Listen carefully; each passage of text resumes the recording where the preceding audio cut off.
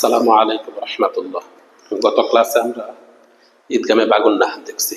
তো ঈদগম দুই প্রকার, ঈদগামে বাগুন্না, ঈদগামে বেলাগুন্না। এই ক্লাসে ঈদগামে বেলাগুন্না। ঈদগামে বেলাগুন্নার হরফ দুইটি। ঈদগাম অর্থ হইল মিলায় পড়া।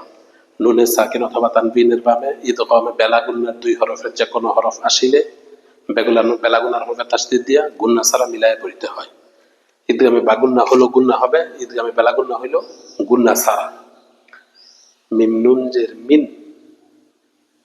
তো নুনের রূপে সাকিন, তো এটা নুন সাকিন হয়েছে। নুন সাকিনের পরে র আইছে, র ঈদগামে বেলাগুন্নার হরফ।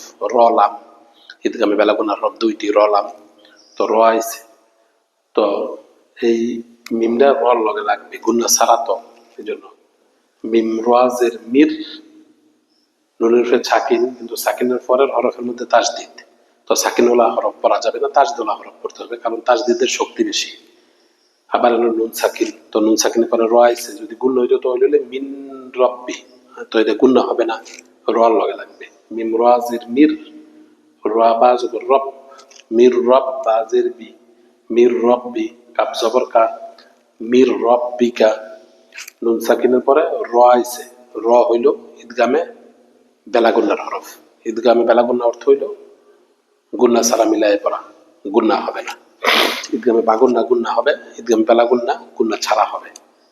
মিম রাজের মির, রা বা জবর রব, মির রব বাজের বি, মির রব্বি, কাপ জবর কা, মির রব্বিকা, মির রব্বিকা।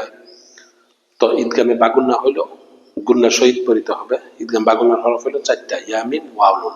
আর ঈদগামে বেলাগুন্না হইল গুন্না ছাড়া পড়তে হবে। ঈদগামে বেলাগুন্নার হরফ হইল দুইটা, র লাম।